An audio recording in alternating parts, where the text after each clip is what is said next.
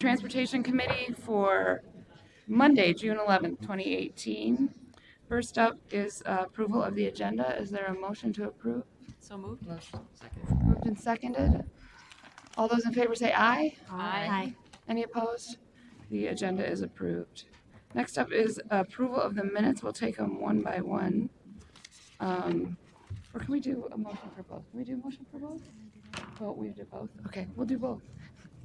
Does anybody have a motion to approve both the minutes from May 14th and May 23rd? Madam Chair, I'll move to approve both the minutes of May 14th, 2018 and May 23rd, 2018. Support. Moved and seconded. Are there any changes or discussion? If not, all those in favor say aye. Aye. Any opposed? And then both minutes are approved. Next up are reports. MTS Services Director Thompson. Madam Chair and members, a couple updates today. Last week, Chair Turnoff and I, along with leaders from MAC, the city's mayors of Plymouth, Bloomington, and some industry, all traveled to Memphis to take part in a discussion about the rapidly changing technologies and movement of freight industry that was put on by FedEx. Bill Goins, who's on our tab, organized this event, and there was also members of Greater MSP and then our partners in Tennessee and Memphis. From that, we all came together and really saw that all the changes that are occurring, the rapid changes in freight and how they're delivering packages and how they're thinking about changing where we as customers pick up packages in order to reduce neighborhood impacts of their vehicles and talk about where it was going. So we are expecting that a similar group will come to our region this fall and talk about, organize some forums around this so our region begins to talk about some of the changes in freight that we do have somewhat reflected in TPP, but it was a good discussion. We also got to see the FedEx operations and to see how the worldwide hub for FedEx works. It was quite amazing operations that they have at their airport. The regional solicitation update. Last week we completed all our in-person training for those that are considering applying. We've had 24 different cities, counties, or consultants that represent them come to the training. And so for the next month before the deadline of July 13th, we'll be answering questions. Lots of questions come in, but it's typical. So everybody's busy getting their applications and things are going well there. And lastly, I'd like to close with tonight you're going to hear a presentation requesting approval for release of the draft TPP. This is an update that started over 18 months ago.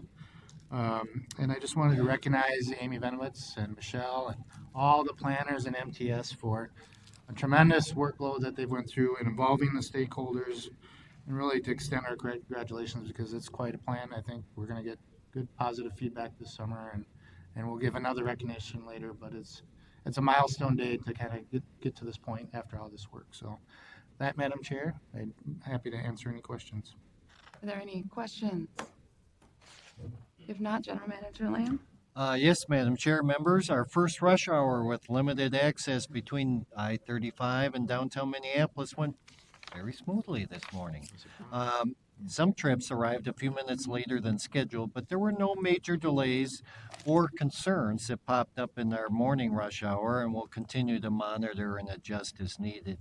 We hope customers are getting the message to use transit to enjoy a stress-free commute, and it will help spread the word, but our marketing efforts will also continue.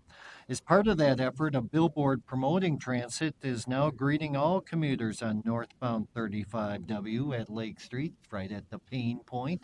So we hope that that message will sink through. And then looking forward, this weekend brings a complete shutdown of 35W from I-94 to 62. And we will also be having some scheduled maintenance on our light rail lines. So replacement buses will be running between Target Field and Franklin on the blue line and between Target Field and Raymond on the green line. The replacement buses will run from about 6:15 p.m. on Friday after the rush hour through 3:30 a.m. on Monday, June 18th. So the question comes, well, why this weekend? Well, we looked at all of the different kinds of events. The Twins are out of town. We wanted to make sure that we avoided the major parades. I'll talk a little bit about the upcoming Pride Parade, for example. And so it really was the best possible weekend for us this year. So we will continue to kind of be out there so we can help direct people and help manage that traffic flow and pedestrian flow over the course of the week. Do want to say that we reached a milestone and we have more than $1 million in fares through our new Metro Transit app so far this year. And we had about 350,000 on the Super Bowl, but even that 670,000 that for the rest of the year already exceeded where we were last year as a total. So it's really that app payment process is continuing to catch on. It's been downloaded, our app has been downloaded nearly 200,000 times since it was introduced late in 2017. And so I thought I had another talking point. Oh, yes, I did. Metro Transit has a unique opportunity to promote career opportunities later this week in an appearance on Somali Media Live. A train operator and an assistant transportation manager were given nearly an hour to speak about their positive experience working in transit. The interview is part of an ongoing effort to help develop career interest in all corners of our community. This week also marks the start of our new bus operator candidate training program, and we're going to provide an update on that for you in the near future. The 3-day program is open to all interested applicants and is designed to put them in the best position to successfully apply. So it goes through all of those kinds of expectations, the map reading, all those kinds of things so that they are well prepared going in through that application process. The classes are being held at Twin Cities Rise in St. Paul and will host classes at 5 other locations in Minneapolis and St. Paul through the end of the month. During the classes, job seekers will learn about the job responsibilities, hear from a current bus operator, and get help completing their application. And then finally, Madam Chair, members, council members are invited to march with Metro Transit at the annual Twin Cities Pride Parade on June 24th. The parade begins at 11 a.m. in downtown Minneapolis. Council members who would like to march with Metro Transit can meet at the Haywood Garage at 9:30 a.m. and family and friends are also welcome. So please join us if you can. And then I do want to harken back to that operator update that I talked about, the recruitment and training, and to say our projections right now with the increased service that we're putting out for 35W came right at the end of the school year. But right now, our hiring projections and the service that will increase in the fall, or it's going to put us in a pretty precarious position unless we get some additional operator candidates over the course of the next few months. So we'll keep you posted on that. But we're getting close to that point where meeting our daily commitment of service on the street is very challenging. So with that, Madam Chair, I'd be happy to answer any questions. Councilmember Dorfman. Madam Chair, Brian, I've received 3 calls just today that we're considering changing the hours of the Green Line, and sometime they told me they were in a meeting and after the state fair is over. Is that something that you'll be discussing with us at some point? Madam Chair, Councilmember Dorfman, actually, that is a piece of, we're going to be coming to the committee of the whole with a series of, I'll say, more detailed issues and recommendations for council consideration on safety and security related issues and also in response to our ongoing maintenance needs. And so we have, by no means has that decision been made. But there's a series of initiatives that we want to bring forward to the council, including some of the updates on policies regarding behavior, on board vehicles as well as at our platforms. Okay, thank you. Are there any other questions? If not, we have one item on the consent agenda. Is there a motion to approve? So moved. Second. Moved and seconded. Is there any discussion?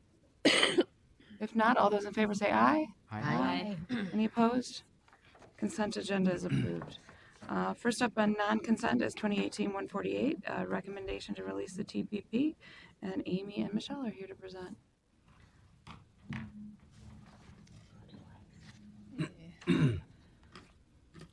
Madam Chair and members, Amy Venowitz with MTS, and as Nick indicated, we're here today, a big day, to bring before you an action to approve the release of the TPP for public comment and to set a public hearing date of August 1st for the draft TPP. So I'm going to go over a really brief review of where we've been with the plan over the last 18 months and the next steps, and then Michelle will talk to you a little bit about the public outreach plan that we have for the next couple months. So as you remember, we've been at this for a while. We kicked off the plan about 18 months ago and have been working on it ever since then. We worked with a council member work group of 5 members, all from this committee, or yes, John Commerce, who's not here today, was also on that. And that group met bi-monthly before the Transportation Committee met, and so that was a long haul for all of you, and I thank those of you who served on that committee. We also worked with the TAC Planning Committee, which met monthly to give us kind of technical review of the changes that we proposed to the plan, and then did a very detailed review of the proposed draft and provided feedback on that.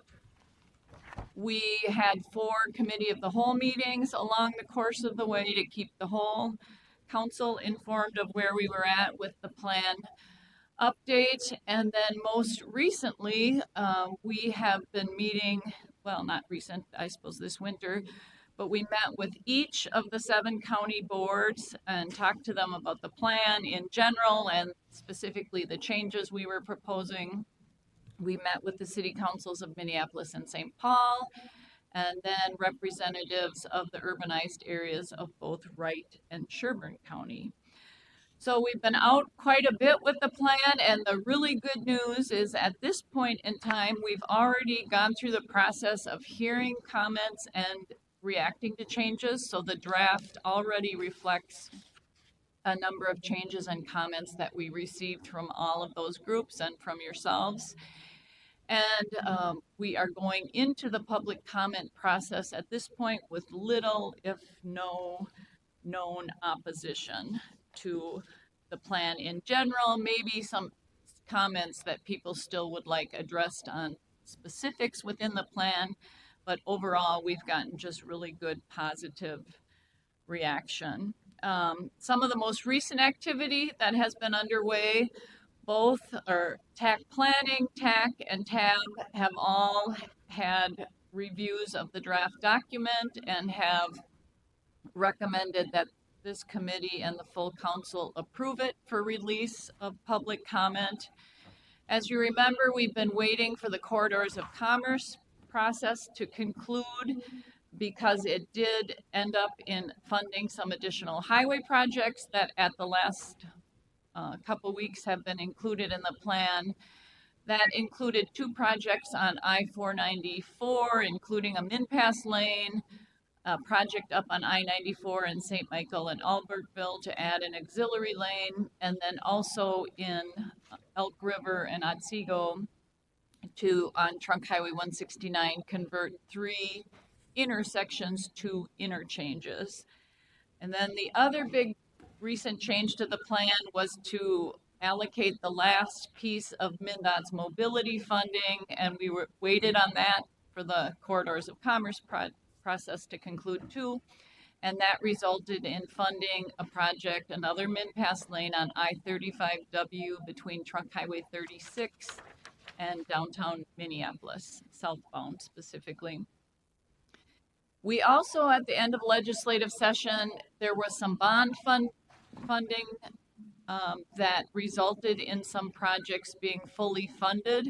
Most of those projects were already included in some format in the plan, so that wasn't a big change, but we did result in now being very sure that they're all fully funded.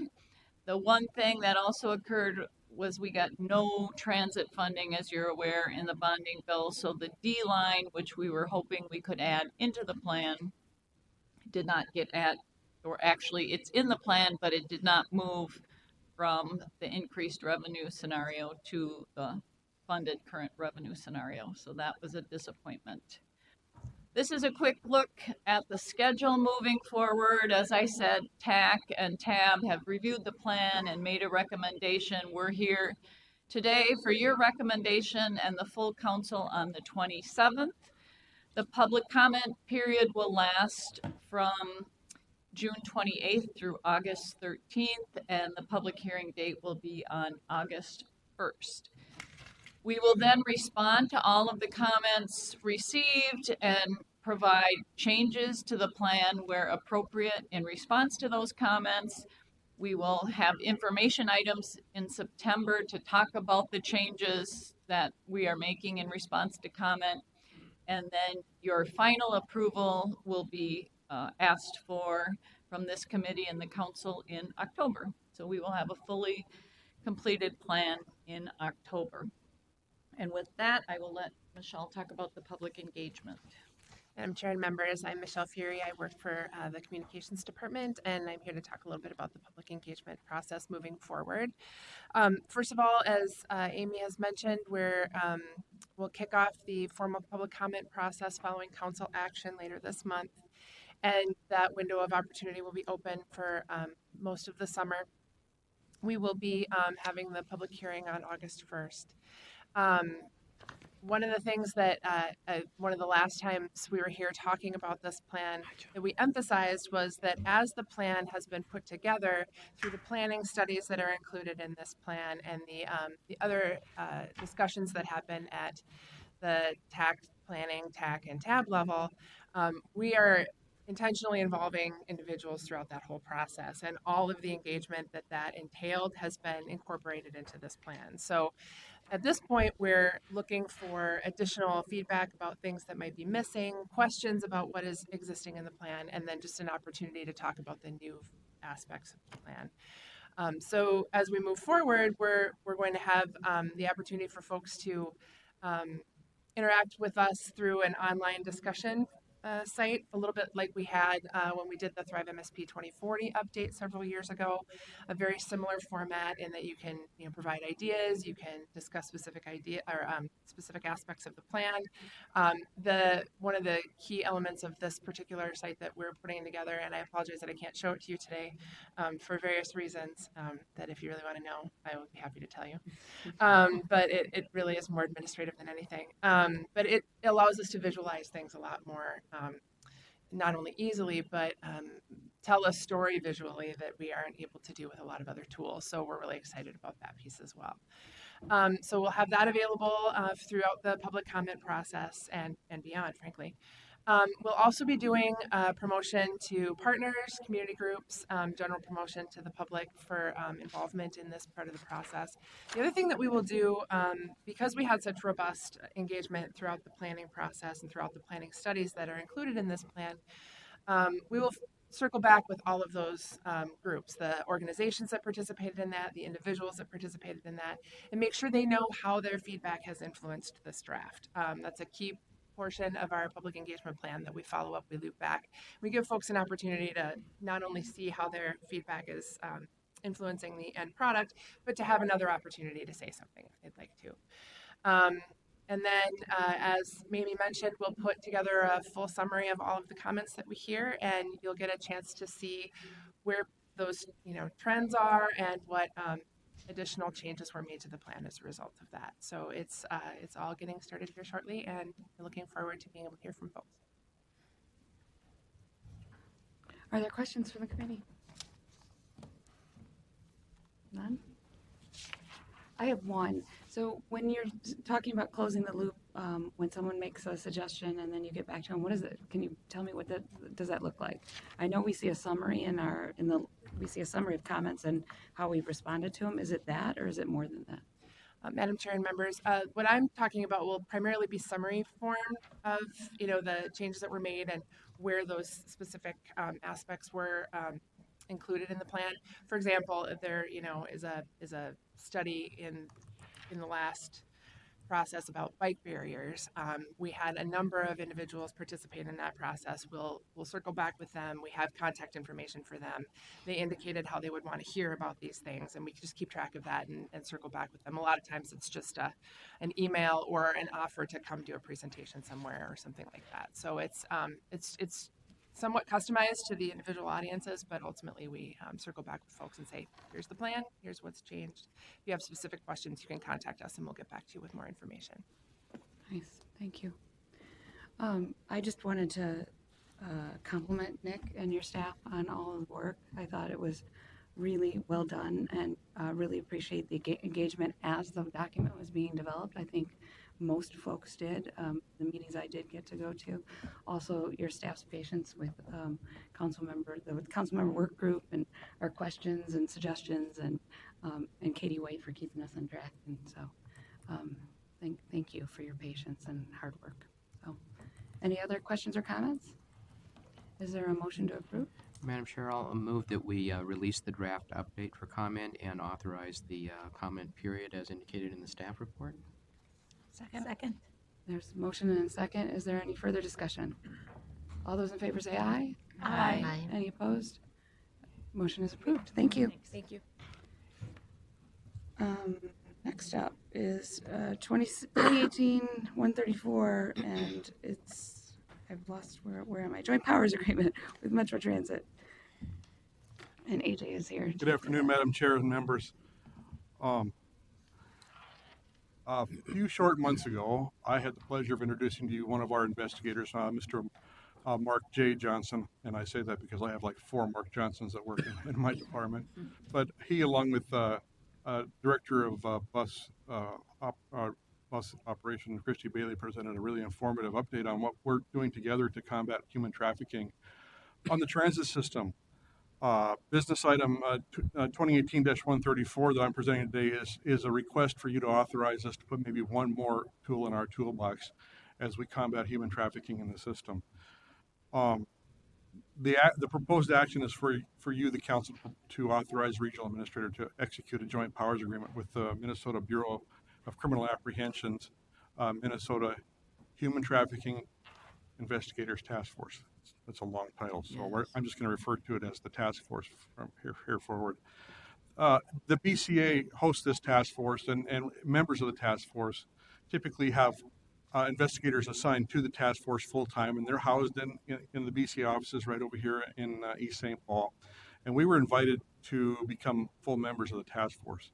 Chief Harrington and I both agreed that may not be the best use of our resources in terms of even assigning one full-time investigator over there because of the broad responsibilities that our limited number of investigators have.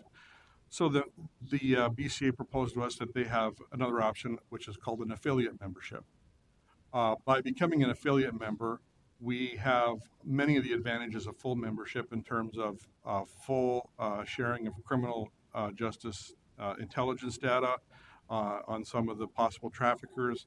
They offer specialized training to members, including affiliate members. They offer monthly briefings to keep us up to date on the cases that they might be working on, and encourage us to do the same. They act as a clearinghouse for those agencies that are doing investigations to make sure that we're not working on the same cases and duplicating efforts, or at times actually working at cross purposes with each other. And then there is the opportunity as an affiliate member to actually have the opportunity to apply for some limited overtime reimbursement whenever we're asked to do cases with or for the task force. And if you'd like an example of how that might come up, we had that happen just this past weekend. They called and asked, do you have any Somali-speaking officers that we could borrow for the execution of search warrant? As a matter of fact, we do. We're very proud of that. So those are the kind of situations where if they ask for the help and we provide it, then they're willing to reimburse the overtime if it's incurred right out of their budget. This is one of those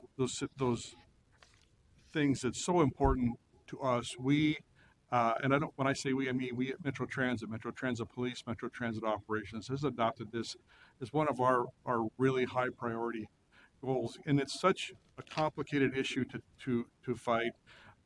When when a bus operator or even an officer recognizes the signs of this happening, when we see a young woman or a young man with somebody who we believe is or her trafficker, and we see all those signs because they're not allowed to carry their own ID, they don't have any resources of their own, somebody else carries their money for them, not allowed to speak for themselves, all those things that are these bright red lights.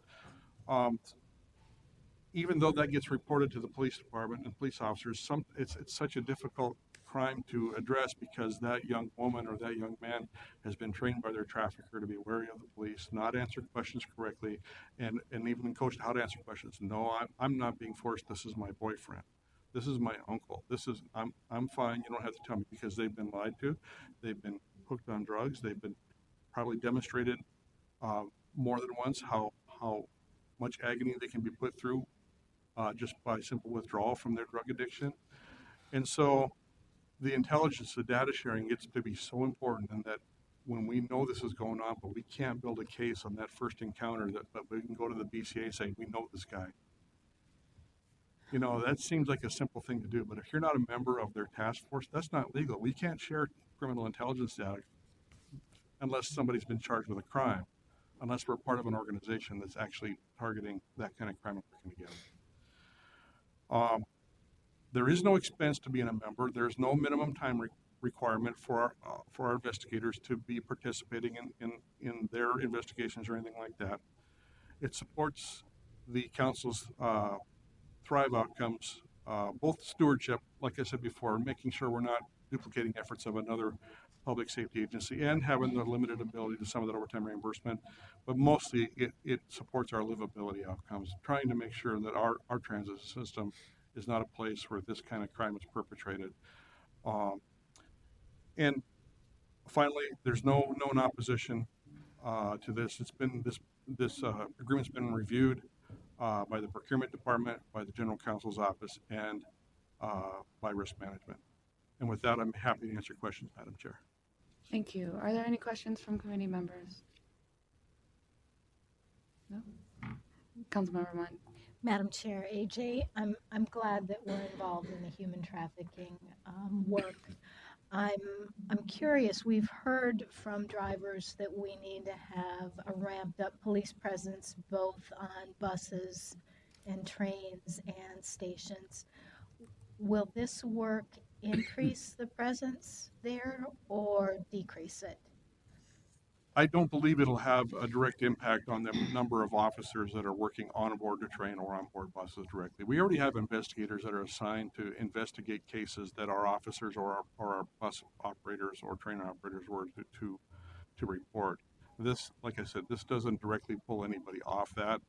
This just allows the investigators that we already have assigned to have one more resource from the state in order to maybe help get clearance in some of these cases, or maybe target some of these people that we believe are traffickers but are having trouble building a case against. Councilmember Dorfman. Madam Chair, I'll move approval. Second. Moved in second. Is there any further discussion? Councilmember Dorfman.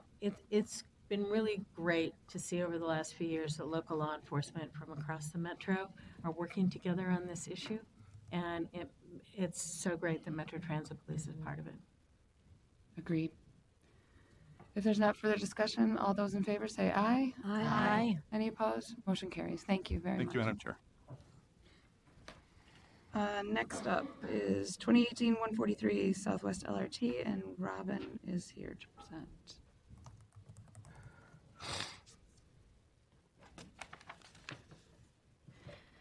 Good afternoon, Madam Chair and committee members. I'm Robin Kaufman. I'm the Director of TSD Administration, and I'm here today to present a right-of-way update and also to present a contract amendment with HDR for relocation services. So I'm going to start with the right-of-way update. As you can see, On this map, this was the map showing the location of the 153 privately owned parcels that we need to acquire for the project. And this is the map that we showed in January when I provided the right-of-way update. And it was showing that we had acquired 25 parcels at that time. And you can see now, as of May 31st, we now have 79 parcels in acquisition, which means that we have over half of our parcels underway. So we've made some significant progress in the last 3 or 4 months. And here's just a table that shows how that broke down. So you can see the numbers that we reported back in January of 2018, and now you can see in the far right column the 79 parcels that we have complete or title and possession as of May, 79 parcels. We have another 10 parcels that the offer has been accepted or settlement is reached, and we're just going through the paperwork process to either record or close on those parcels. And then we have another 10 parcels that are already in the condemnation process, and we're anticipating to have title and possession of those parcels in August.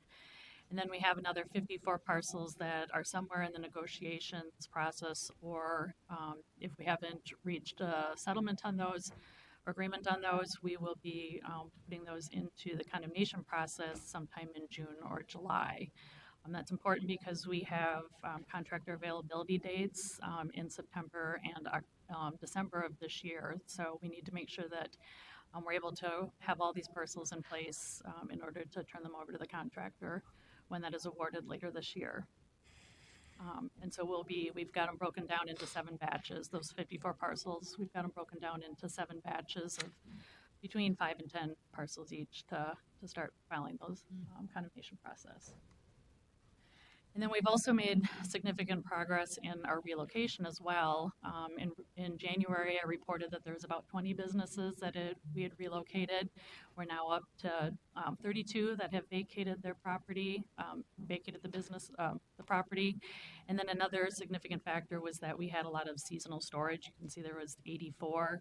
A lot of that was boats and cars or trailers, and 67 of those have been vacated as of May. A lot of that was due to the boating season and the ice out on Minnesota Lake. So you can see now that we have 99 of our 170 or so parcels that have been vacated.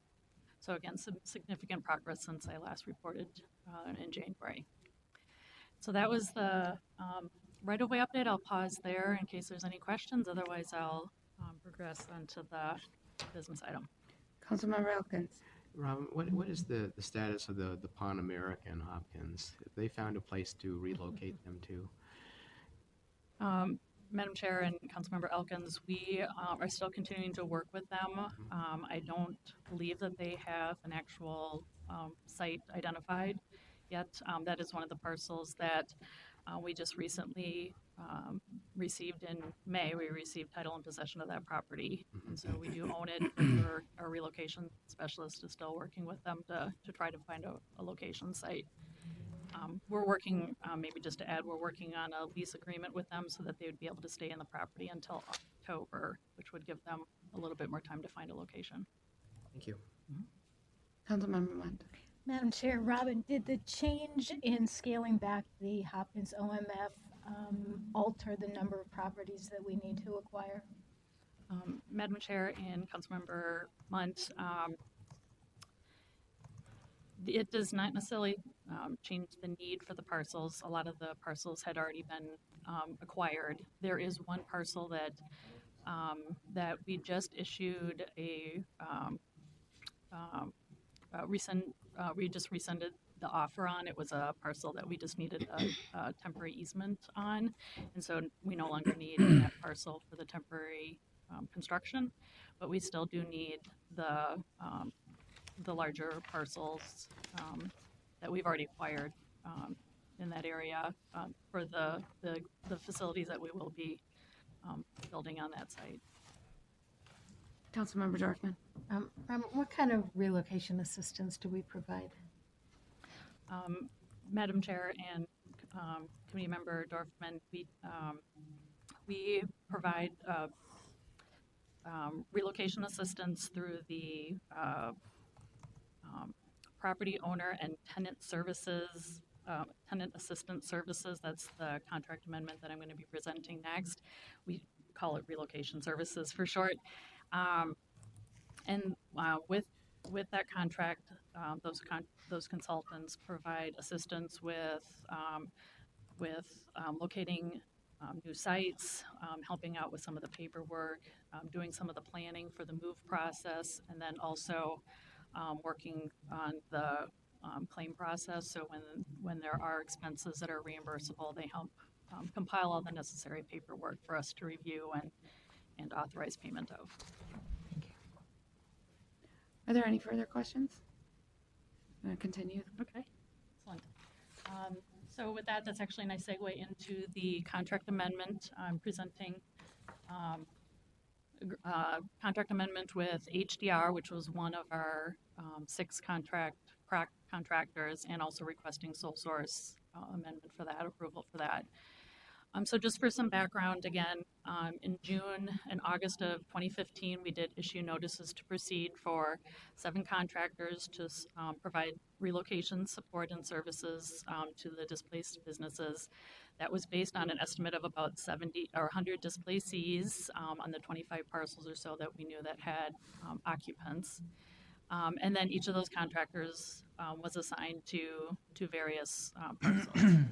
Back in earlier this year, we discovered that there was a lot more tenants than displacees than we had previously identified. And a lot of that, if you recall, was because once we have possession of the property now, we can actually go in and start talking to the displacees, the tenants, and that's when we realized that there was a lot more tenants than we had previously identified. So that's we did amend the contracts back in February to increase the total amount to by $265,000. Since then, there's one business in particular that has had some unforeseen issues that have come up. This one business does occupy 3 parcels, and one of the issues was that some of the parcels were not necessarily parcels that we were acquiring, and so we hadn't estimated them for relocation. They approached us and said that they can't work with some of their business staying on the previous on the parcels we're not acquiring, as well as relocating to a new site for the properties that we are acquiring. And so we made them eligible for a full relocation, which means they could move both their businesses and their storage facilities so that they're contiguous and next to each other. The other issue we found is that they had a site that was identified, and they had started making the planning, doing the planning process and everything to do the relocation, and that purchase agreement fell through. And so then we had to start all over with the site selection and the identification, and then again the planning to move into the new facility. So that, because of those 2 factors, it has increased the need on this one particular contract with HDR, and so that we are requesting that we have an increase of about $70,000 to complete that move, as well as allow them to continue to support the other businesses that they're assigned to. And the basis for the sole source, again, is that they've spent several years now working with these businesses. They are in the move process. They actually should be they've actually vacated one of the parcels. Second parcel should be done by the end of the month, and then the other site should be vacated in October. And so they're making significant progress, and if we had to switch consultants, we would lose that continuity in the business relationship that they've established. So that's why we're requesting the sole source amendment. And here you can just see that this is the only contract, HDR is the only contract that we are requesting an amendment on at this time. We did talk to all of the other contractors and just did a check-in with them to see how they're doing with their contracts and with their relocations, and they all said that they didn't see a need, and that the amendments that we put through in February would be sufficient to help them, or to to complete the relocation assistant for the parcels they've been assigned. So you can see here the increase from 200,000, adding 70,000 for a total contract amount to HDR for $270,000. And so with that, our request is to approve a sole source contract amendment for the property owner and tenant advisory services to HDR to increase the contract amount by $70,000 to $270,000. With that, Madam Chair, I'd be happy to take any questions. Are there any further questions for Robin? If not, is there a motion to approve? So moved. Moved and seconded. Any further discussion? If not, all those in favor say aye. Aye. Any opposed? Motion carries. Thank you. Thank you. Next up is 2018-145. It's a contract amendment for St. Paul Transit Center lease, and Nick Yule is here to present.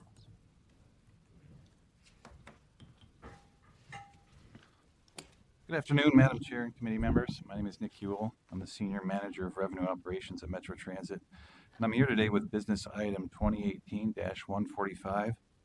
Proposed action for this business item is to approve a 3-year lease extension for the St. Paul Transit Service Center, formerly known as the Transit Store, in an amount not to exceed a total of $110,000 to remain at its current location at 505 East 5th Street in downtown St. Paul, which is located just across the street in the Skyway here at the U.S. Bank Center. The St. Paul Transit Service Center has been in this location since August of 1988, and we feel that it's still a great location. It's ideally situated close to both Metro Transit and regional bus service, and it's also very close to the Green Line, as you're aware. It's located in the Skyway, and its current location also provides for a ticket vending machine in the Skyway just outside the Transit Service Center doors. That's available when the Skyway is open for customers choosing a self-service option. With the help of the council's real estate manager, we did look at other available spaces in downtown St. Paul and compared the cost to the quotes that were provided. The total cost for 3 years, as I mentioned, is $110,000, and this represents about a 2% increase over the current lease price. And so based on our analysis, we feel that this price is reasonable and competitive to the current market rates of other spaces in downtown St. Paul.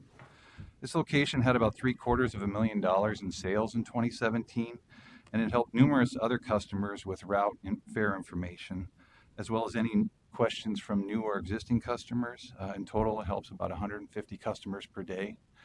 And as you might expect, this is also a key location as we continue to enroll participants in our transit assistance program. So with that, I'm happy to take any questions. Are there questions from committee members? Is there a motion to approve? So moved. Second? Moved and seconded. Any further discussion? All those in favor say aye. Aye. Any opposed? Motion carries. Thank you. Okay. And next is 2018-146. It's a same week item, Mall of America Transit Station renovations. And Derek and Pat are here to present. Good afternoon, Madam Chair and council members, committee members. I'm Pat Jones, Assistant Director for Engineering and Facilities for Metro Transit.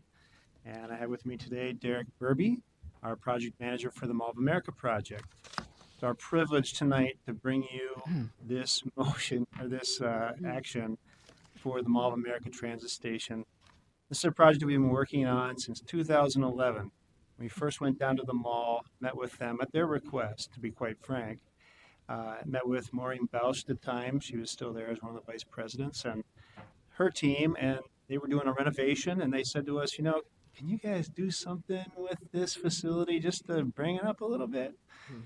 And from that was hatched this idea to build a modern transit station to replace what's there today. And Derek will remind you of some of the pictures in a few minutes. So 7 years is a long time for me anyway on a life of a project, of $25 million project. So it's taken a while, and a big portion of that was getting all the funding pulled together for the project. And Derek and I were here last year, about July or August, I think it was, after the 17 legislative session, where we did finally get the rest of the bond funds to build this project with help of many of you in that effort. Since then, we finished the engineering. We got past the Super Bowl. We didn't want to start the project in the middle of that. And now 2 bids later, we're here, and we have a project for you to consider. It is same week, and part of that is because of we're ready to go. Our partners are anxious to get us started out there with construction, and so we want to save those 2 or 3 weeks and see if we can get going here sooner rather than later. With that, turn over to Derek. I'll give you an update. Perfect. Thanks, Pat. Madam Chair and committee members, as Pat mentioned, I'm Derek Burby in Engineering and Facilities. I was the project manager and still am on the Mall America Transit Station.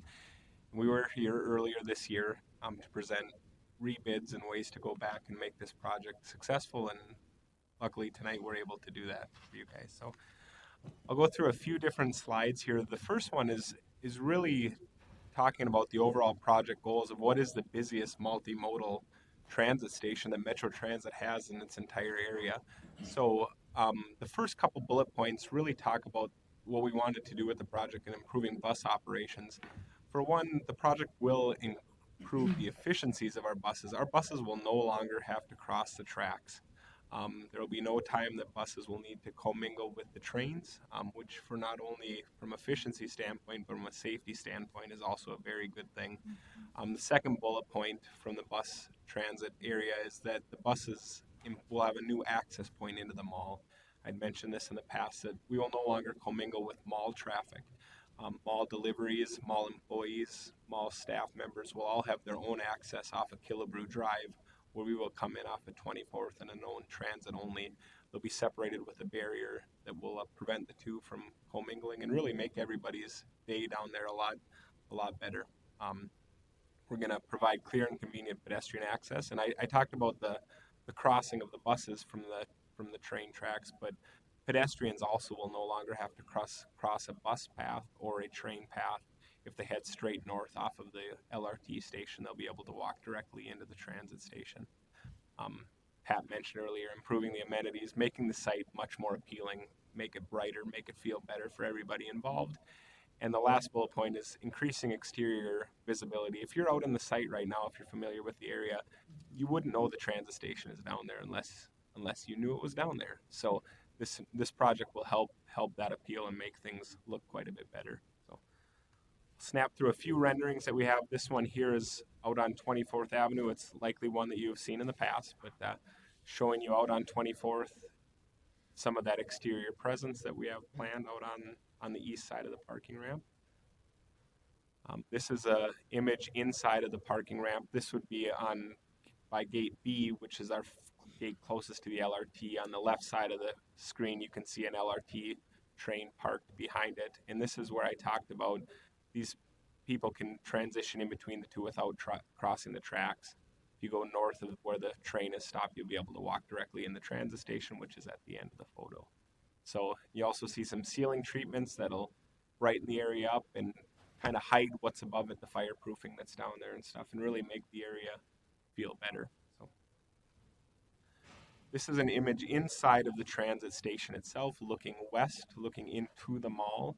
At the far end of the screen, you'll see elevators and escalators that actually will lead you directly into the mall, so our passengers will no longer have to go upstairs, cross the ring road into the mall itself. You will come into the mall on the east entrance near the Sea Life area and that guest services, if you're familiar with the east side of the mall there. So it'll bring you right into the mall. And one thing we like about this is our transit station is now an extension of the mall as well. And that's something that the mall like too. It really brings you, once you're in there, you feel like you're in the facility and you're able to move about the area. So here I just wanted to talk briefly. Pat mentioned the $25 million project budget and really wanted to focus here on the different groups that we have. The city of Bloomington came to the table. CTIB and the area counties, which is now dissolved. We had a meeting this morning with a few members of that crew. CMAC and Metro Transit, as well as the state bonds that we got late last year to total the $25 million budget. So the bid results, on May 9th, we opened bids. We had two bidders from Morcon Construction and Sheehy Construction that were both very close, as you can tell, on a project of that scale. But I have the numbers shown there, but the main point of this slide is really to talk about the collaboration that we had with our other stakeholders.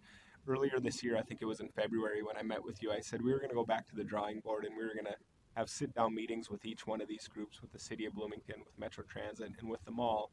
And when we did that, we had a list of about 45 different items that we could maybe we will not impact any of the functionality, but could potentially scale back that value that we had the first go around.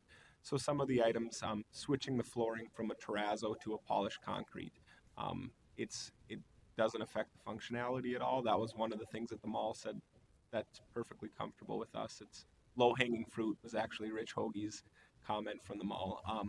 Things for us, they also brought to our attention the barrier in between the two mall traffic and the bus traffic. They were just recently, the day before our meeting, they were at an airport in a different part of the country, and they found these barriers that Rich took pictures of, and he brought it back to our meeting. He said, instead of what we were thinking about doing, why could we do something like this? And that was actually a significant cost savings item as well. And little things like removing some dowels and concrete that our geotechnical experts said were probably not necessary also help pull that number down. So those meetings and the collaboration with everybody involved really is what made the difference with this go around. Good results. So the last slide I have here is business item 2018-146, same week, is being considered for the contract to award it to Morcon Construction. With that, Madam Chair, committee members will feel free to take questions. Are there questions from committee members? Councilmember Barber. Thank you, Madam Chair. First of all, this is fantastic, and I hope it's done very, very soon. So, and very, very good work to everyone. I do have a couple of questions. The first one is, I know, like right now, like say we've got charter buses and things like that that move through the system as well. Specifically for me, and the one I think of because it's my district is kind of around all of it is the SMSC buses. So you've got Mystic Lake Casino guest buses, but you also have workforce people, and right now they get routed through differently into the transit station. And so how will that be handled with the new access? So depending upon the carrier, some of those will actually be shifted up to 1C, which is the mall's north addition on the north side of Lindau Lane, where there's a lot of traffic that goes to Mac into the airport and stuff. Some of them are up there, but some other items, MTS items like Metro Mobility and those folks will actually come in. They have their own gate, their own station down at the mall itself. So the current location of the casino bus actually routes around the backside and comes out. I think the current goal in talking with the mall is to have them relocated up to that 1C location on the north side of the mall. That's the plan currently. Okay. Yep. That would be, it sounds more efficient than. Yes. Yeah, which is a good thing. And then in general, what is the thoughts of any impact to service during construction time? So, Madam Chair and committee members, during the Super Bowl, we actually got a good crash course of how we'll do it with construction, and we learned what worked and what didn't work down there. And all of our operations will be changing to the Blue Lot location, which is current mall parking, and it's the area that the buses operated at during the Super Bowl.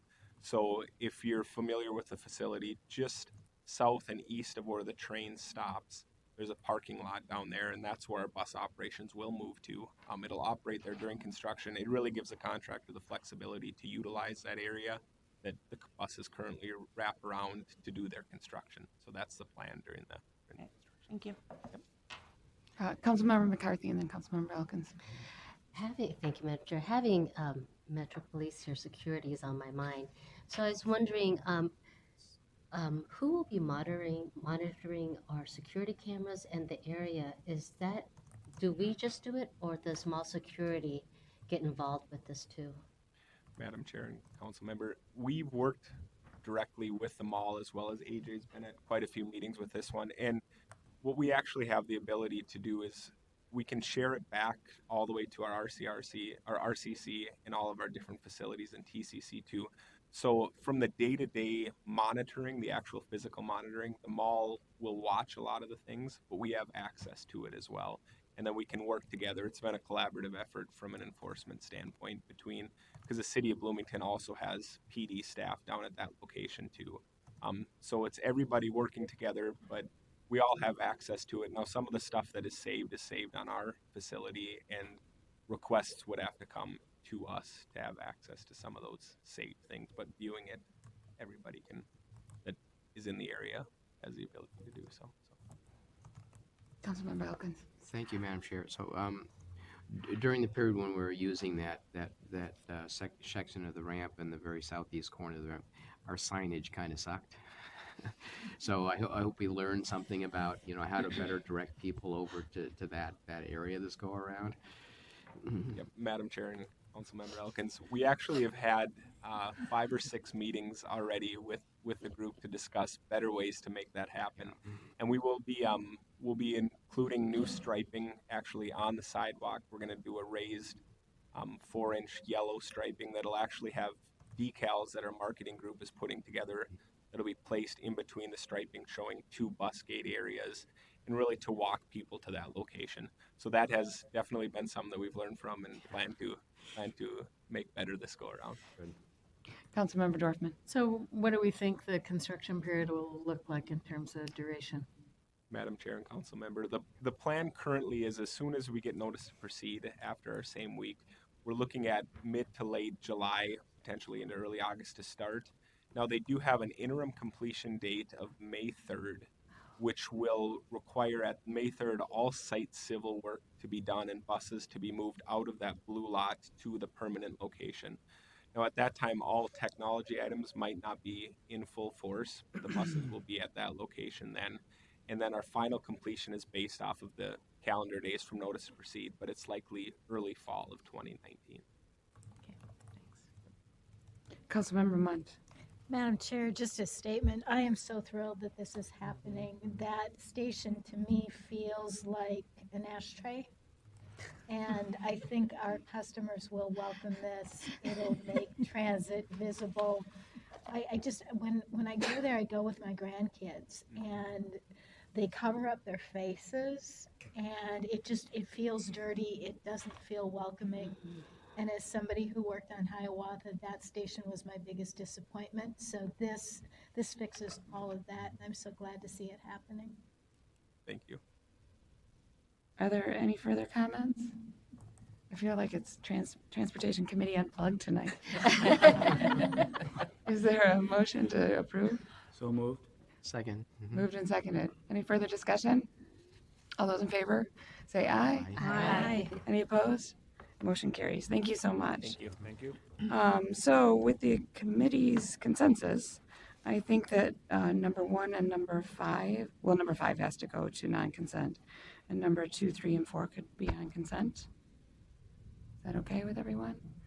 And then I was remiss in not thanking, going back to the TPP, I didn't thank my colleagues. So thank you very much for serving on the work group. It was a lot of meetings, a lot of time, and certainly helped shape the whole process. So thank you. Next up is information and Highway Safety Improvement Program update, and Steve Peterson is here to present.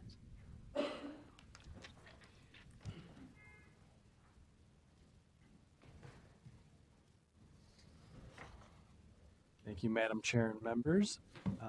Did want to give a brief presentation on the Highway Safety Improvement Program. This is a federal source of funds that you see as it comes into the TIP, being that it's federal funding.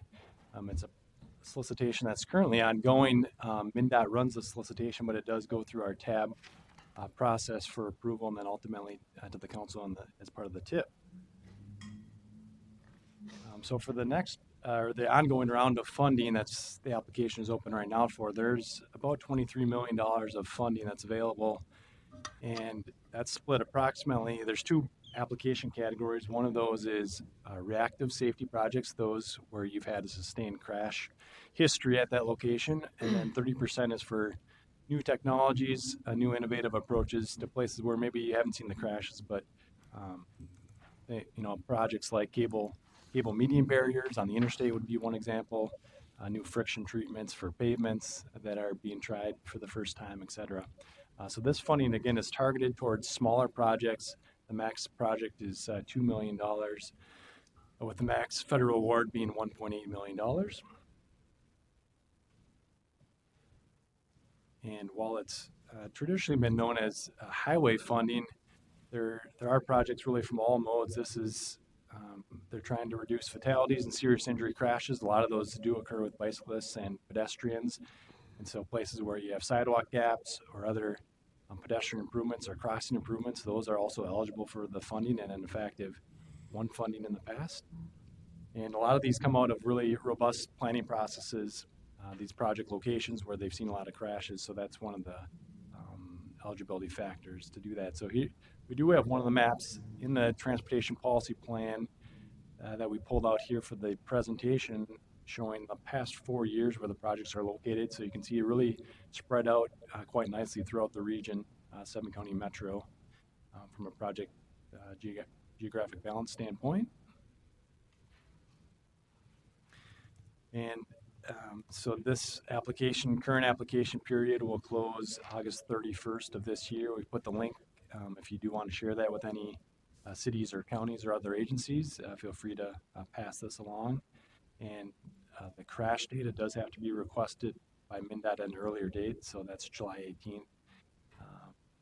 And this does coincide with the regional solicitation schedule, so we're looking to have TAB award those projects likely in January of 2019, just after the new year. Last slide, we are doing a before and after study of recently completed projects in the regional solicitation and for this HSIP solicitation. And so that will include both of those projects to look at, what did we pay for and what did we get from those projects that were actually constructed. So I think that'll be a good project that we're kicking off here in the short term. And those projects the HSIP projects do have to abide by a lot of the same TAB policies that from the scope change, the program year policy, et cetera, that I think are good policies that a lot of the other federal funding does have to abide by. So with that, just want to give you a brief presentation, and we'll take any questions you do have on the Highway Safety Improvement Program. Councilmember Elkins. Quick question. Is the application for all of the TAB grants June 1 to August 31st? Or just this one? Madam Chair and Councilmember Elkins, so the regional solicitation is due July 13th. Okay. And so we tried to offset it just slightly for a lot of the cities and counties who are maybe doing double digits for the amount of applications they're putting forth on both these programs. So July 13th for the regional solicitation, and this is August 31st. Councilmember McCarthy. Thank you. If there's several cities or counties involved, do they all have to, does only one have to apply, or do you have to have all of them in agreement to the agreeing to the application? Sure. Good question. Thank you, Madam Chair and Councilmember McCarthy. So it depends on if it's a roadway project or who owns the infrastructure. So if it's a county-owned roadway and the city would like to apply, then they would have to get a letter of support. But they wouldn't require applications from all 3 or 4 agencies, just would require one application. And then depending on who owns the facility, obviously you want to get permission to apply on someone else's behalf. Are there any other questions from the committee? Thank you very much. Thank you. Next up is our Transit Assistance Program update. Nick Ewell and Mary Capstrand are here.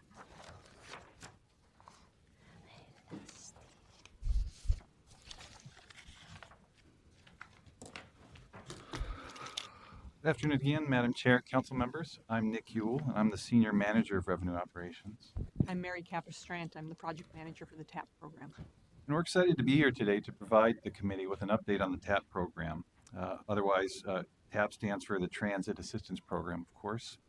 In addition to highlighting some of the key numbers of the program so far, at least over the last 8 months, if you remember, this program was brought in as a live program as part of the fare increase of October 1st. So October 1st is really day 0 for the TAP program for us. We'll also be sharing some information about how we're working to continue to grow the program, expand the program, really to continue to provide for discounted transit fares for our low-income members of the Twin Cities so that they're spending hopefully less of a portion of their overall income on transportation and transit.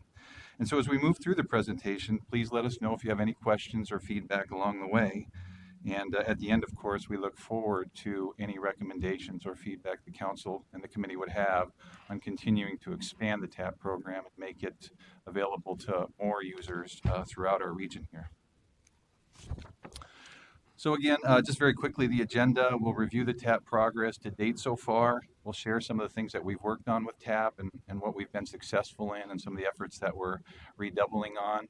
And then we'll discuss some next steps. And as I mentioned, we really do look forward to the committee feedback on opportunities that you're interested in as we continue down this road of growing our TAP program.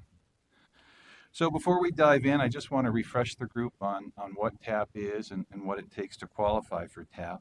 The current TAP requirements are, you can really qualify in 3 different ways, and in most cases, customers really qualify in all 3 of these. But the first way is 185% of the federal poverty guidelines, and I've shared what those numbers are down in the chart below. And those have gone up about $2,000 in 2018 versus 2017. But a family of 1, if that individual made less than $22,500 roughly, he or she would qualify for TAP. And of course, a family of 4, if that family altogether made less than about $47,000, that family would qualify for TAP as well. So that's one of the ways you can qualify for TAP. Also, 50% or less of the area median income would qualify a family for TAP. And finally, individuals supported by organizations enrolled in the Eligible Community Organization Program, ECO. That's generally those programs or organizations support homeless. Anybody that was affiliated with those programs would also qualify for TAP.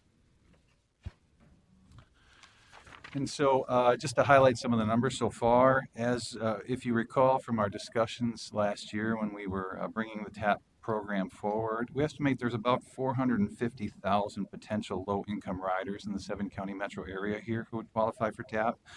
This includes seniors who would qualify for low income based on being certified through the third parties that we use and through some of the certifications that Mary will talk about here in a little bit. And the reason seniors qualify is because if a senior is low income, the TAP program actually provides for a reduced fare at all times versus just during the peak periods. So seniors qualify, however, those that qualify for Metro Mobility would not qualify for TAP since those programs cost about the same.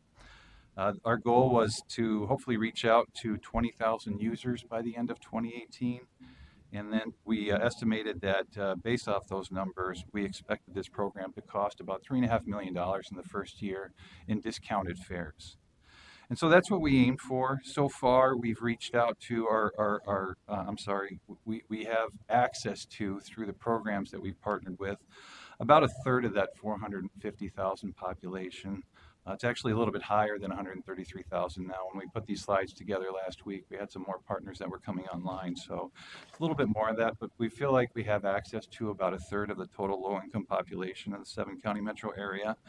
We have actually over 5,000 TAP users, unique TAP users since we launched in October, and we feel pretty good about that. And we've had about just over 500,000 rides since the program launched on October 1st through the end of May. So we've provided over 500,000 rides for TAP users in that time frame. And since October 1st, we've only spent about $370,000 in the discounted fares. And that's calculated from determining for those TAP users that are riding what the difference is between the fare they paid versus what the full fare would have been based on the fare set and the time they were riding. And that difference is the cost of the program as we're calculating it. There are several different ways that we can ask people to partner with us, and I'm going to go from right to left. We ask people to simply promote the program for us. Let people know. Not everyone knows this program's available to them, so we just want to get that information out there. People like St. Paul Public Schools have agreed to partner with our marketing team to advertise that right when school begins and when people apply for the reduced free lunch program. Or the Minnesota Workforce Centers, we've gotten permission from the state to do posting in all those job centers so that people are aware that they can get this benefit for a year and be able to take advantage of it. The second opportunity is for a third-party certification to be given to Metro Transit for us to approve. And those are things like the WIC folder, the Energy Assistance Letter, and as well as St. Paul Public Housing. We list those on our website, certifications that are proof positive that those people are low income. The final one is what we'd really like our partners to do is be a distribution site on our behalf. We can't be everywhere all the time, so we've asked partners to join us in distributing the cards, and that requires that they'd help the individual register the card, and we have some fraud controls behind that. So it's a pretty simple process. St. Paul Public or Minneapolis Public Housing, the YMCA in St. Paul, and the Native American Community Clinic are all examples of partners that we've had. So we're very happy with the folks that we have. And just to maybe dive into those numbers a little bit more, of the roughly 5,000 or more folks that we have had that have participated in the TAP program so far, about 80% of those have actually enrolled through our transit service centers. And so, as I mentioned earlier tonight, our transit service centers are a key location for us to enroll those folks that are interested in TAP. The remaining 1,000 have been through these distribution sites, but we are seeing that start to accelerate as these groups get more comfortable with the process and what's required. And Mary will talk about that a little bit later. So to dive into the numbers just a little bit here, in the 8 months that the TAP program has been live, we have seen each month an increase in the number of unique riders that are taking advantage of this great program. That did hit a high. If it's been increasing every month, then May was the highest month so far, of course, and that was up about 300 unique riders. And so we're seeing, roughly 10% increase over the last few months if you take the average there. And we think that's really healthy growth. So the bottom line for us is that maybe a little bit slower than we had anticipated when we launched this, but the word is getting out there, and we continue to see more and more folks both enrolling in TAP, but riding each month. The number of unique riders continues to increase. And so I mentioned this a couple slides ago as well, but we did pass 500,000 rides total for the program in May, which we think is an accomplishment worth noting. We saw about a 20% increase in rides in May versus April of this year, and so that's actually a higher increase than the number of unique riders we saw. So that's also some good news for us. If we drill down a bit further, we're seeing that the average number of tags per TAP card per month is about 28, so 28 total tags on average per card.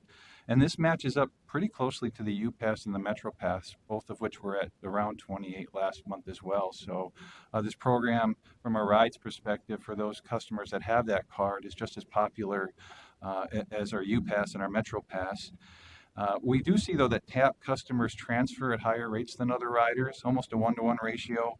About 40%, so 47% of the tags last month for TAP were actually transfers. And so if you compare that to MetroPass, a lot more one-seat rides on MetroPass. About 85% of MetroPass tags were original boardings versus 15% for transfers. So a couple other numbers that you might be interested in. About 82% of all TAP tags actually took place on Metro Transit bus, and about 6% took place with our suburban partners on their bus routes, and the other 12% were on light rail. Very, very low ridership on North Star. It's actually less than 1%. And so TAP customers are continuing to ride, mostly local service. As we have mentioned before, that pattern continues. About 96% of all rides were taken in the local fare set, 61% of those being during the off-peak and weekend fare sets, and the remainder of that being taken during the local peak. So about 4% of the rides are taken on the express fare sets. And of course, during the off-peak, local is where we have that capacity. So it's really fitting in nicely where we thought it would. You can tell Nick's a number guy, can't you? So I get the privilege to talk about the outreach that we've done thus far. We have more than 60 committed partners. We are working with housing, we are working with homeless, healthcare agencies, education, community groups, as well as government agencies to get the word out and the information in the hands of the people that need it the most. So we're pretty excited about that.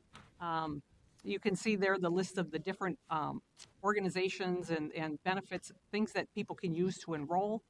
State agency documents were originally difficult for us to get to, finding the right person at the Department of Human Services to talk to. And thanks to the partnership we have with the Children's Closet that we were invited to from the state of Minnesota, those doors have opened up. So where people were having barriers because they had a hard time getting one of these few certifications, now we can accept general assistance, medical assistance, MFib, all these types of certifications that the state issues. And they are able to tell us as well as who do we need to talk to make sure they can get the word out on our behalf. Refugee Services is a great example. We didn't know who to talk to, and they're willing to lay the list before us, give all the emails we need so that we can reach out to all these organizations. So they're like, this is a great program. How can we help? So it's a nice role for them to step forward and offer the assistance. Just a quick, last week I asked a couple of our partners to tell me, how's it going? And this is what I heard from Clues, which is an organization that supports Latino in the Twin Cities. And they said, hey, we have found the participation in the program to be extremely helpful for our participants in searching for jobs and retaining jobs. It allows them to have extra money for their families in their monthly budgets. We have extended the TAP program to the Puerto Rican resettlers to further assist them and help them find jobs and housing in Minnesota. We also, as an organization, have been able to track our spending and offer more support to more families. A school that we're working with, they asked their individuals, and they said the TAP program has made a difference in whether I can attend school or not. TAP enables me to attend school every day rather than just part of the week. They are very thankful for the program. An elderly student population have expressed that if it wasn't for TAP, they wouldn't be able to come to school. He also threw in an interesting comment that said that helping, from the school's perspective, helping students to get to school, earn English, learning English, earning GEDs, attending citizenship classes, and developing a workforce skills is perfectly aligned with the Thrive 2040 of the council. And he cites some things in here, so he realizes how important and how well this is working for his group. So what did we do the first couple quarters that we were here? We focused on large organizations. Homeless and housing was really important to us because we know they had a big reach. We continue to gather support from the state of Minnesota. We also reach back to our partners, and we are always reaching back and saying, how can we make this better? What barriers are in the way? An example was the Minneapolis public housing we were tracking their numbers and they weren't strong, and we said, what can we do? And we found out that Volunteers of America work in their high rises.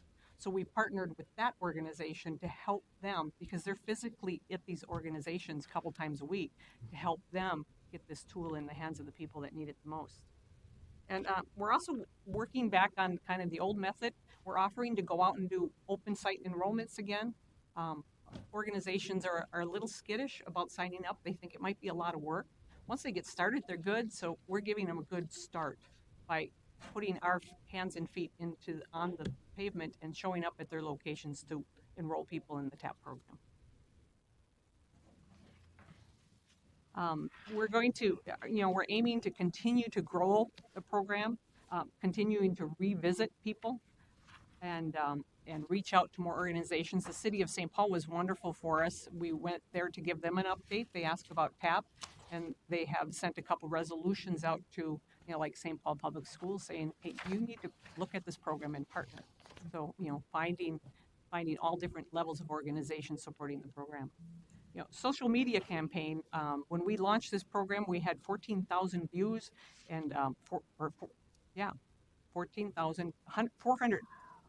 41,000 views and 14,000 likes, comments, and shares. Social media really works for the folks that we're looking to gather. And so we're going to be rerunning social media campaigns. We're in the middle of retooling some of our messages to make it even simpler so that we can get that word out. Renewed effort with the tear-off sheets that the operators, we've reordered those so that the operators, when somebody doesn't pay their fare or has a hard time paying their fare, they can pass them the slip of paper that explains what the program is and how they could get involved. Online, we're launching this online enrollment. We know we can't be everywhere at one time, and even smaller organizations have a hard time enrolling the people they support. So they'll be able to go online, fill out an application, upload a photo of their ID and a photo of their certification, and we can in turn mail them their TAP card, making it easier for them to get a hold of one. All the community events that the Customer Relations Department goes to, they go to numbers of them every week. They're taking TAP with them to do those enrollments on site when people ask, because they are asking. And along with, promoting that we have jobs available, we're going to be promoting TAP as well. So we're thankful for their partnership.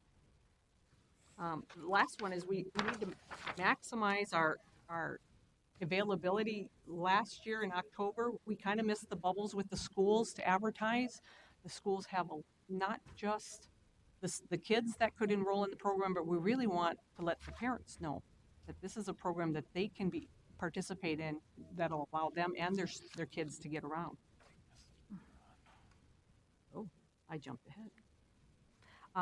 We are fortunate enough that we're going to get a dedicated resource to help us with TAP. It's a large project. It can have a lot of influence, so we are dedicating some of our funding to a full-time person for 1 year to help us promote the enrollment of the TAP program throughout the Twin Cities. Again, refining and fostering our partnerships, adding new partners every week. 1 or 2 applications come online and hit my desk. We review them. We spend a lot of time giving presentations to folks so that they understand it, because everybody has questions. There's that time sensitive when I jumped ahead. In growing the program, we want to increase awareness. We get a lot of the what again? A TAP program, what is that? So we just need to make sure people know what it is so that they can help the people that they support. Finding more sites that will be open distribution sites is really important so that we can be in every corner of the Twin Cities. We are taking a look on maps, mapping people where they live, where they're traveling, to make sure that we don't have gaping holes. And then we find partners in those areas that we can partner with so that we can help people enroll in those areas where we're not so strong. We want to do a customer survey. Reaching out to some of these folks is difficult, but we're going to do our best to get comments from the riders. Right now we're getting comments through the partners. From riders are sharing that with their partners, but we want to talk to the individuals. We also think it's important to include some TAP questions in our annual survey so that we can do some cross-tabbing and finding out how this program really is affecting folks in the Twin Cities. And I just want to double down on that first bullet point real fast. We've talked a lot about getting the information about TAP before those that would qualify for it, but it's also important that we just increase, as Mary mentioned, that the general awareness of the TAP program throughout the Twin Cities in general, because it's not just having that information in front of the folks that need it. That is key, but having that information in front of the folks that work with those people or support those people or engage with those people, so that if they're seeing an opportunity amongst those folks and that individual who could qualify doesn't have awareness of it, sort of that trickle-down effect of having that information really at the highest levels possible so that it can be shared or rolled down or recommended really in all places throughout the Twin Cities to really try and grow that awareness and that participation and the benefit that the TAP program would offer those individuals.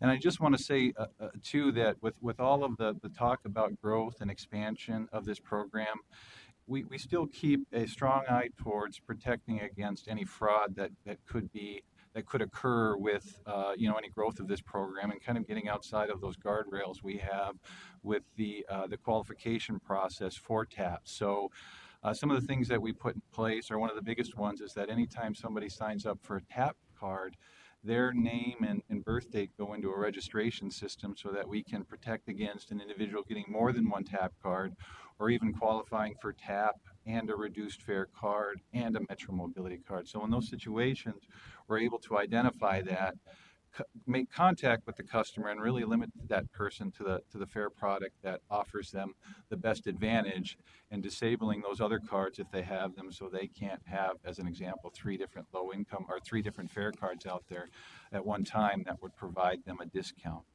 We actually just finished our review. We had 20 out of 5,000 cards. We had 20 cards that we had multiple registrations. They had more than one card. When we reached out to them, it turned out to be partners that would allow a husband and a wife to register under the same name. So we'd ask those folks to come in, and so we had, in essence, no one double dipping on these cards up to this point.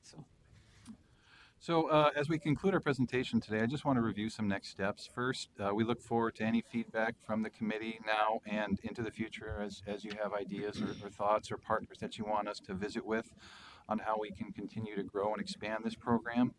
Mary's been working with the Equity Advisory Committee, and I know that they're trying to find a space for her to get in front of that group again and share some of this information and get feedback from that group. So that's something that I believe will happen pretty quickly here.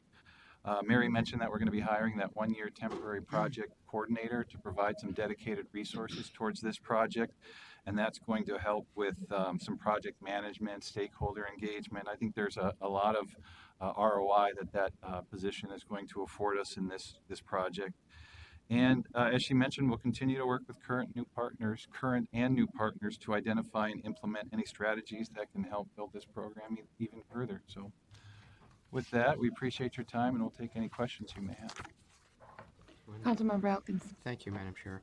Have any of our partner agencies suggested or requested that we expand the TAP program to Metro Mobility as well? Provide further discounts for that? I had one person call me and ask about it. Council members, we do. We have them. People are disappointed when they can't ride Metro Mobility for $1. And our materials are clear. Yeah. That, it's regular route buses at this time, realizing that the expense of that program running those buses is much greater than our regular service. But yeah, we have had that request, and people understand when we explain it to them. Okay, thank you. Sorry, Councilmember Latowski and then Councilmember Dorfman. Great, thank you. You talk about connecting with community organizations and state agencies. I'm also wondering about the counties and if the counties might have any role in that since they're providing services to a lot of people. Council member, Chair, we did reach out to all the counties to see if they were interested. Most of them believed it was just too much work, so we're partnering with the county's partners, and they're being wonderful. They're very enthusiastic about it. Community action partners, we're working with both Ramsey, Washington, Hennepin, and we're just working on Anoka right now because they offer the energy assistance program every season, and so that was another one we got behind the 8 ball so that now when people apply for that energy assistance, they can also apply for TAP at the same time, and they're very enthusiastic about that. But we weren't able to get in right at the beginning of that season, and this year we'll be able to. Okay. Madam Chair, Council member, if I could also continue on that. The counties, as you're aware, have a number of different programs. There's all kinds of programs out there that the counties have to, and we're partners with, I think, Hennepin County as an example. When you take all of our retail programs and wholesale programs, they're our biggest customer by far. I can't even tell you who's number 2, but we work with Hennepin County on Metro Pass, and we provide them a retail sales outlet device, and there's all kinds of social service agencies that they're obviously helping. I think in all of those cases where somebody may not be receiving direct assistance from the county, they've been great partners in terms of providing awareness of the TAP program and how those customers could benefit from it. Thus far, the TAP program really has been aimed at the individuals who are not part of those social service agencies and who aren't receiving direct assistance to provide that discounted fare. To this point, when we have had those discussions with the counties, as Mary mentioned, in a lot of places or in a lot of situations, they're just simply looking to give somebody something rather than have this ongoing responsibility of reloading a card on a regular basis. And so thus far, in the conversations we've had, that's really the arrangements that they've been most comfortable with in terms of being engaged with TAP. So great promoters, but at this point, they're really not looking to have an active management with those customers that would qualify in terms of reloading those cards. Councilmember Dorfman. Thank you. I think this is a great program, and I think having open site enrollments, more of those, and particularly online enrollments, will really help make it easier for people to sign up and register. So that's great. Councilmember Barber, and then I think Councilmember Connors. All right. Thank you, Madam Chair. Mine is just a couple of quick comments. First of all, it's a great program and really good work. The other one is just a recommendation when you go out to talk to especially the Equity Advisory Committee with the kind of the discussion around Metro Mobility versus the TAP program, that make it clear that when Metro Mobility customers use the regular route service, they are provided a discounted fare at the same time, so that's why there's no need to do that, to be redundant, to have them in both programs. So. Thank you. Councilmember Connors. Thank you, Madam Chair. I just want to repeat what's already been said, that I'm really struck by the the traction that you've accomplished, and I think particularly the fact that through partnerships you've got an eligible population that's a third of the total sort of potential, I think is extraordinary given the relatively new launch of this program. So I just wanted to echo the kudos. Thank you, and look forward to the next steps as well. Are there further questions? Councilmember Munt. Madam Chair, Mary, the folks who are using TAP that I've talked with have been treated with the utmost dignity and respect, and so I thank you for building the relationships that made that happen. I'm curious if our first year we assumed it would cost $3.5 million. Is that still a good assumption given the growth that we're expecting? Madam Chair, Council Member, we expect to come in under that, probably quite a bit under that. A lot of it, I guess, in terms of trying to figure out how far under that we're going to come in, it really depends on how things accelerate. Of course, every ride, in a sense, is a cost in terms of how we factored that in. But I would love it if we came in and hit that mark this year, because that means the program really took off. But at this point, we'll probably come in under or over budget, depending on how you look at that cost. Are there any further questions or comments? I have a question and a comment. So early on, you talked about transfers. There's a greater percentage of transfers than the average rider. And I would hazard a guess that that's because the average rider can have a one-seat ride because it's a ride, more of a ride of convenience, as opposed to these folks really need these rides and are having to take transfers to get to their locations. Is that?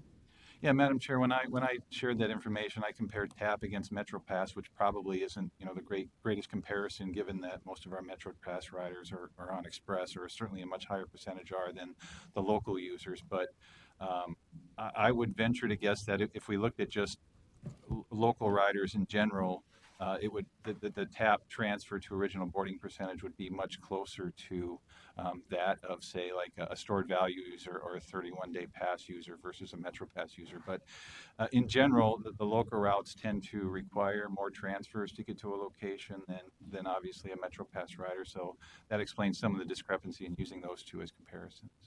Okay. Thank you for the update. At first I was disappointed that it hadn't ramped up as quickly, because I just think it's a terrific program. But then, looking at the charts, I think slow and steady growth is a good outcome. So, thank you. Thank you. So, Madam Chair, Councilmember just Dorfman. so for the people we serve who are at all qualifier and at 30% and below at St. Stephen's Human Services, part of it is they have so many cards they need now. They've got their homeless card to get in the shelter, and they've got their EBT card, and then they lose them a lot of the times because they don't have any place to really leave their stuff. Mm-hmm. And so I'm curious if we're seeing some people who are getting them but then losing them and have to keep Madam Chair, reapplying Council Member, to. we do see a lot of, we do replace a lot of cards, but we replace a lot of cards for people who aren't in the low income program. Okay. It is, and that's the nice thing about the registration, that we ask that it be done within a couple days, because we know somebody's going to walk out the door and lose their card, or they'll get rolled for it, or many other things. But we are able to replace that card. We do it for free, and we can move the money off one card and put it on the other and hand them the card, and they're off again. So if the lanyards are helpful to some people, so they hang on to it, but yeah, we can help. Thanks. Any further questions, General Manager? Yeah, Madam Chair, members, I want to underscore one thing.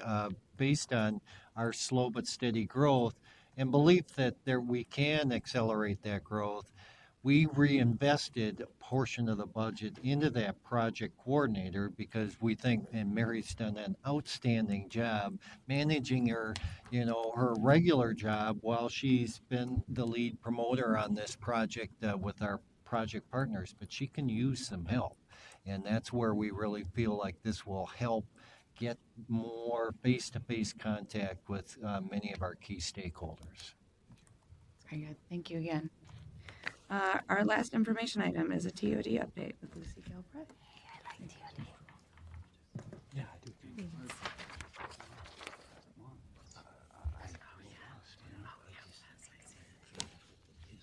Welcome. Good afternoon, Chair and Committee. And since I'm the last item, I will try to be very quick here so that you can get out of here. Anyway, it's been a while since we've talked, and I thought this would be a good time to kind of catch up on things. And let's see. The current projects we have underway, the big one everybody knows about, this is an aerial that the team shared with me recently. They are currently testing their LED lighting inside, and they have a variety of colors. If, the first tests were at 3:30 in the morning, so they wouldn't have pictures leaked. They would like to be the first ones to put these pictures out there, but if you're out there at night, you might have a peek at that. And with the recent announcement that Mortensen will be the lead developer on the rest of the block, so the super block will be developed, they announced that they expect build out within 3 to 7 years, which is great. And the architecture firm is S9 Architecture from New York, which has worked with with Rick Burdoff, RK Midway, for years. So coordination internally with the team, just the Metro Transit and team coordination has been, in my opinion, really excellent. It's going really well. The transportation management plan is underway. And the coordination is now kind of operating at a variety of levels. Marilyn and I met with some of the team leadership, the chief operations officer. So I think that we're in good shape to make sure that when opening day happens in April 2019, that our part of it is going to work well. Now, cross our fingers. You know, there's still a little time between now and then, but we think it's all going really well. And the other project that we have underway, 38th Street, is in conversation with the city to kind of work out how they're going to do their affordable housing component. But our agreements, the site development agreement, the O&M agreement, are virtually done. So we expect to see groundbreaking in early 2019 on that one. So those are the ones that we have underway. And so what we have in the pipeline, in November, the council approved a list of projects for due diligence. So those are the ones we're working on right now. We have 8 that are in various stages of due diligence, which includes the title reports, the feasibility study, the appraisals, meeting with the cities, discovering the original funding agreements, which is generally the most adventurous part of this. We end up pulling files from Iron Mountain. We've gone over to the Minnesota State Historical Society and looked up meeting minutes from the 1970s. Anyway, it's all an adventure, and it's all moving right along. So we have 8 that are kind of actively in the due diligence. We have some more that are kind of just waiting for us to have the bandwidth to actually do this. And then some are kind of in this in-between state, I call it other, that they're in a project, so we're working with a project office to be sure that we coordinate whatever we're doing with whatever the project office is up to.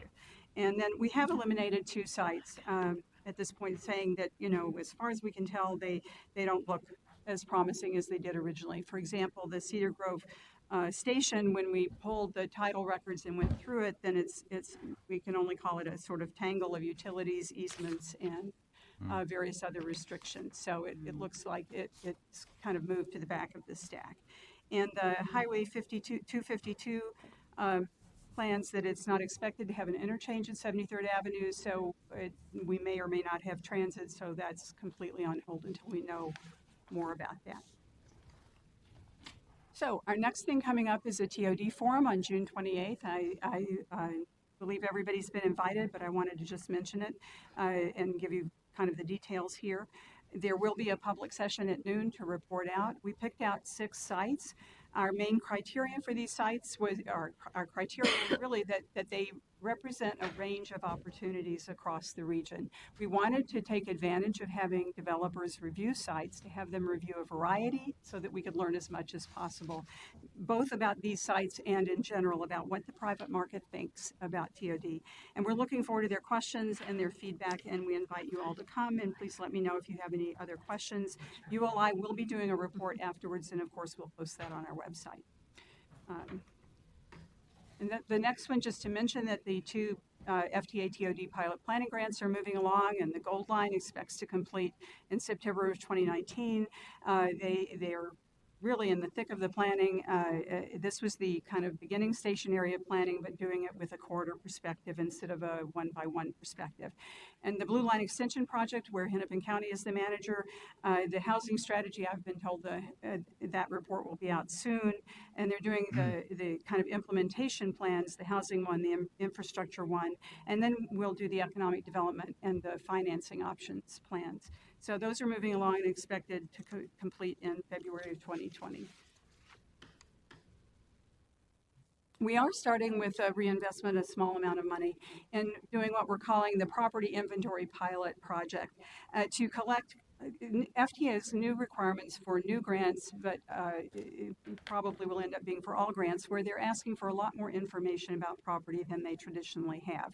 So we need this data for TOD purposes anyway. We kind of need to know everything about a site. So we suggested and were approved to collect complete data on a set of sites, it's 12 sites, and to build the database, find out and coordinate that with the Transit Asset Management Program, and then to be able to estimate the scope and the cost for doing this work for all of the property Metro Transit owns.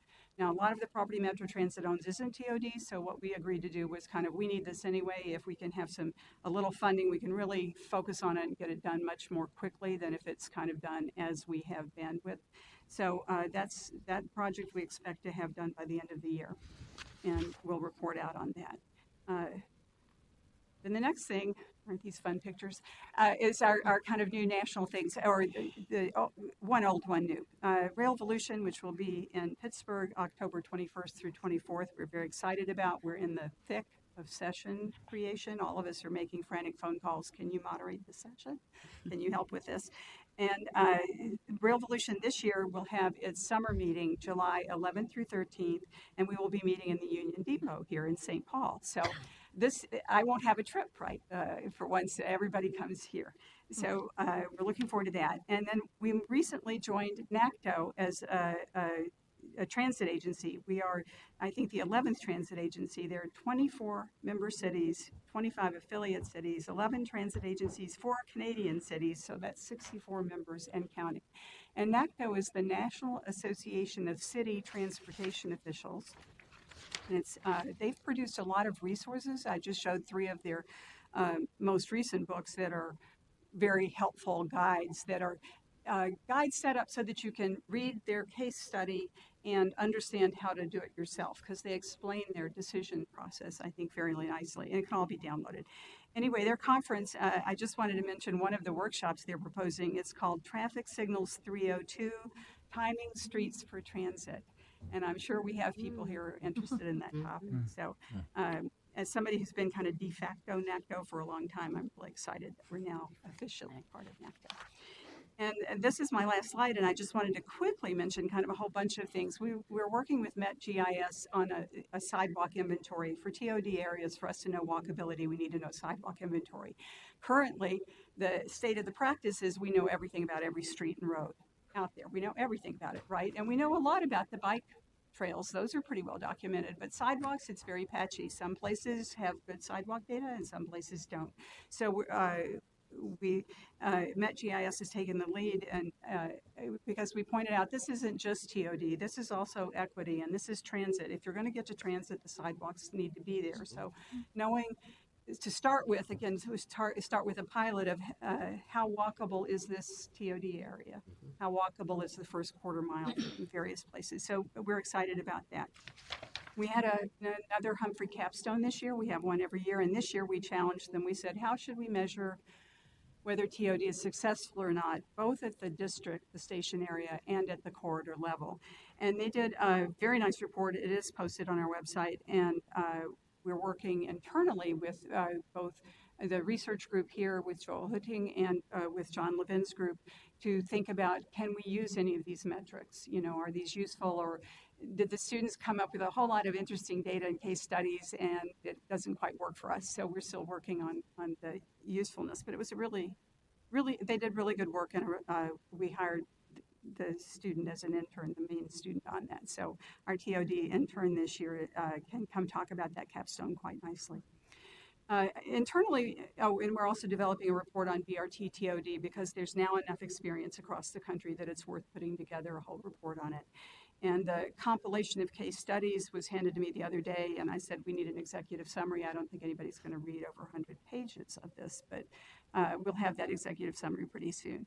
So we're internally trying to develop some TOD templates because we've now done enough things to kind of know, okay, here's our here are the project agreements we're going to have to do. Here are the pieces that we need to put together. We can put it together so that we don't have to either remember what we did the last time or make it up again. And it's easier to share with our partner cities, kind of to say this is kind of how we do things now that we sort of know. We are participating in a lot of regional TOD topic meetings. The Equitable Development Scorecard is still there. We've been to some meetings over at Cura. District stormwater meetings, affordable housing meetings, and we also end up presenting on Twin Cities TOD to groups visiting from other regions. I don't know how many of these outside events you've been aware of, but Twin Cities, we're beginning to have several all the time. Detroit, Memphis, other, Nashville's been here. Various places, Atlanta's come, or Atlanta is going to be here. Their trip is, I think, right after Labor Day. So, everybody's kind of interested to know what we're doing, and we're delighted to be the TOD is delighted to be a small part of all the exciting things going on, and so we're working on that. And we will be getting back to you. The TOD policy was last updated in January 2014, so it's coming up on its 5th birthday. The TOD office is almost, we're more than 4. So we're ready for kindergarten, right? But anyway, we want to look at the policy and procedures and see if there's some things that we need to work through. One of the examples is to have a very clear process of how we deal with unsolicited proposals, since those seem to come to the door. And with that, I'll be happy to take any questions. Thank you. Are there questions from committee members? Councilmember Dorfman. Madam Chair, thank you. It's really nice to get an update and know how things are proceeding. I'm glad we're doing the sidewalk inventory, which I think is neat. I was always amused. St. Louis Park has done a really great job in recent years of filling in sidewalk gaps, but I was always amused that in the early days when sidewalks were put in down the street, they got, and I don't know if other cities did this way, but they got residents' approval. And so there were a number of streets where you'd have a sidewalk halfway down the block, and then it would stop for a home because that home didn't approve it. Then it would start up again. Those are all being filled in now. Actually, that's funny because I had a meeting earlier today at the Special Projects Office, and I was thinking about getting a ride in with somebody else and then taking the bus back.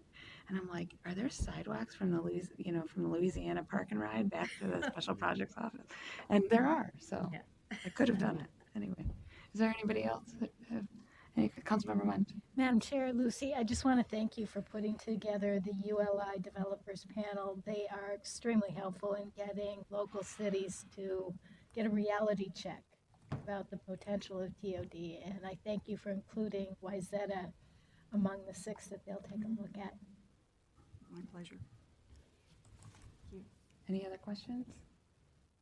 Is there anything else for the good of the cause? Otherwise, we can be adjourned. Councilmember Schreiber. Madam Chair, I came early this afternoon, and I think I was before anyone else was here. There was a phone left on the couch back there, and That's why I was running around crazy before the meeting. And why I laughed so hard when they said lots of people lose their cards. Right there Everybody on the loses their end table. cards. That's where I moved it to. Yeah. Thank you. You're welcome. The chair left her phone on the chair. The chair left her phone on the chair. We can be adjourned. Thank you.